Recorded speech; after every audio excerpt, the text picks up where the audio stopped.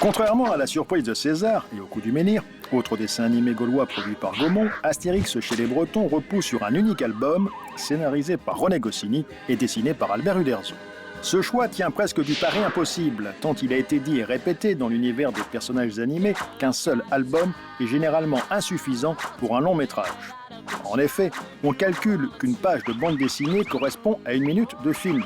Un album d'Astérix, regroupant traditionnellement 44 pages dessinées, cela fait ipso facto 44 minutes sur l'écran.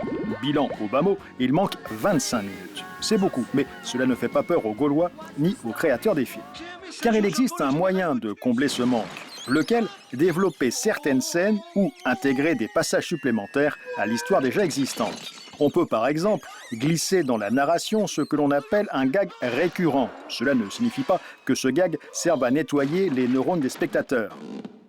Il s'agit en réalité d'un gag qui revient à plusieurs reprises, sous des formes similaires.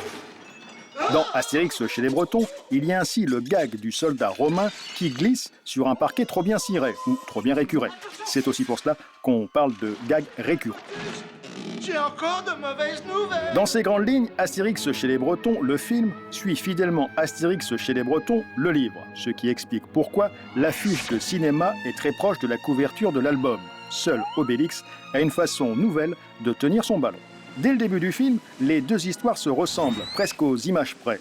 Cette ressemblance favorise d'ailleurs un événement quasi historique, la venue pour la première fois au cinéma de Barbe Rouge et de ses hommes de main. Des pirates! Il y avait des pirates dans Astérix et Cléopâtre, le film, mais ils ne ressemblaient en rien à ce qu'Uderzo avait l'habitude de nous montrer. De bien les connaître. Cette fois, les voici en chair et en os, ou presque. Bienvenue, Moussaillon. Cependant, le film ne tarde pas à marquer ses différences et à certains moments à se démarquer de l'album. Dans le livre, l'invasion de la Bretagne grande par les Romaines légions tenait en 1 page.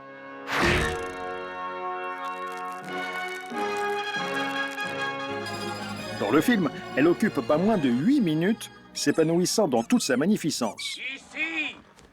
Ici, tous les Bretons que j'ai vaincus. Au passage, les historiens noteront que les Romains étaient plus à l'aise sur terre que sur mer.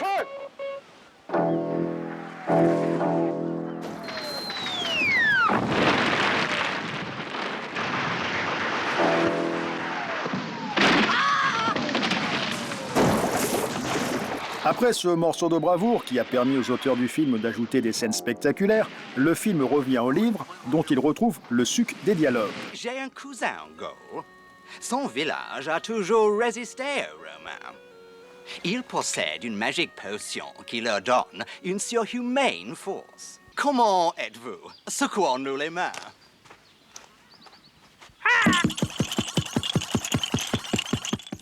Non! Obélix! Ben, c'est ce Germain qui m'a dit. Ce n'est pas un Germain, c'est un Breton. Et il ne parle pas tout à fait comme nous. Splendide, splendide.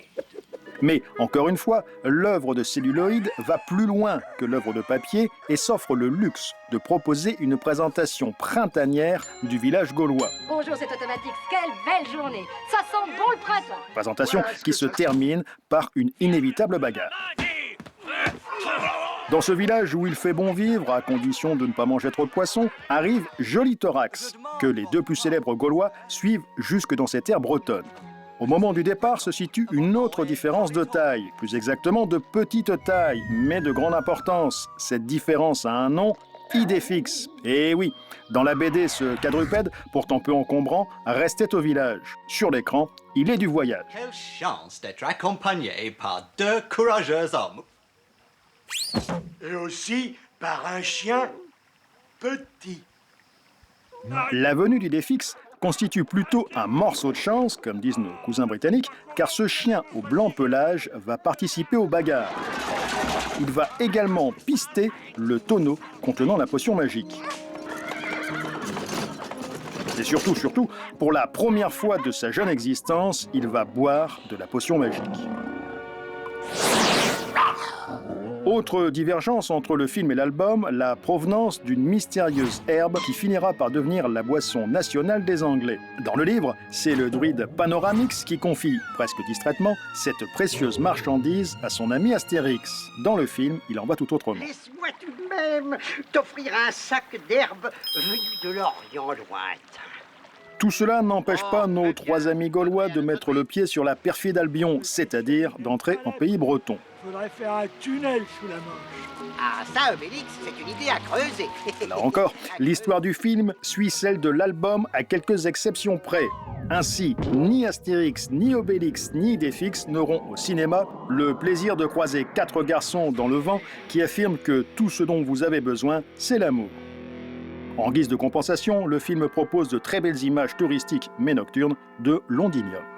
À partir de ce moment et jusqu'à la fin de l'histoire, bande dessinée et dessins animés suivent des voies très proches, jusqu'à se ressembler comme deux nuages de lait, avec bien entendu quelques plus. Ainsi, en dépit de leurs innombrables qualités, les albums d'Astérix ne peuvent insérer des gags sonores. Le cinéma, lui, peut le faire. Les Bretons parlent au breton. Le cinéma peut aussi redonner toute leur puissance aux onomatopées chères aux auteurs de BD. Montez ou descendez, méritez de nous taper dessus. Petit à petit, et dans la bonne humeur, arrive le très attendu match de rugby. À ce moment, le film dure depuis 57 minutes, alors que l'album n'en est qu'à la page 37. De la sorte, les auteurs du film ont comblé une grande partie des 25 minutes manquantes en début de projet, le tout sans avoir dénaturé l'histoire originale. Ce match de rugby permet d'ailleurs de relever quelques différences minimes, dans le maillot des joueurs notamment.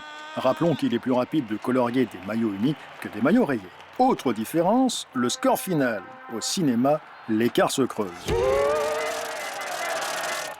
Enfin, avant le banquet final, notons un clin d'œil. Ce bon vieux Barbe Rouge qui s'aborde son navire nous rappelle qu'il avait déjà commis pareille bévue dans Astérix et Cléopâtre, le livre. Moi aussi, j'ai gagné.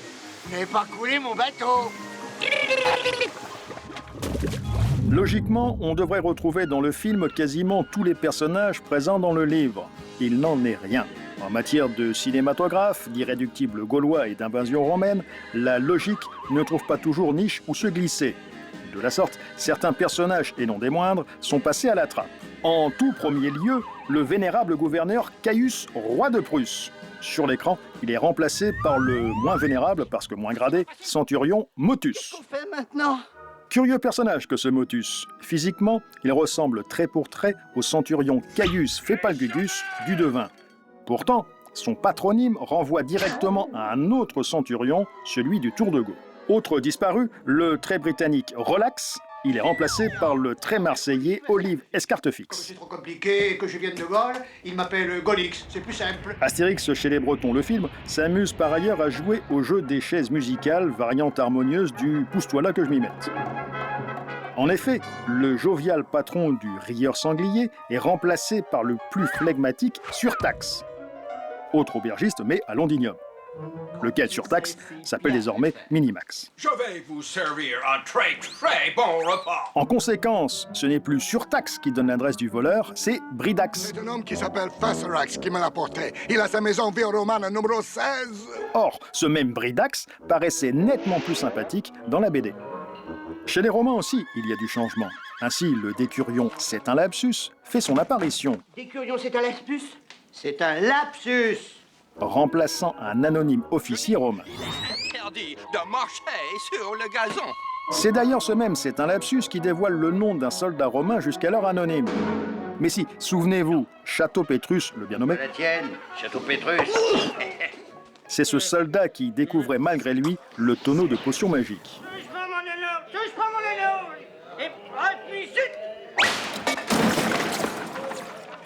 Parmi les autres nouveaux venus dans le film, on note la présence d'un jeune pirate qui n'a sûrement pas inventé la longue vue. Il répond au doux sobriquet de gamin. Allez, gamin, vivement. C'est ta première course? Enfin, les amateurs se montreront ravis du retour du Phénicien Épidemaïs, aperçu dans Astérix le Gladiateur et l'Odyssée d'Astérix, même si son nom n'est pas cité dans le film. De la sorte, plus qu'une adaptation de l'album, le film apparaît comme une transposition en images. Le cinéma permet de retrouver tous les éléments clés du livre, et la plupart de ces gags avec en prime la démesure que peuvent apporter les images animées.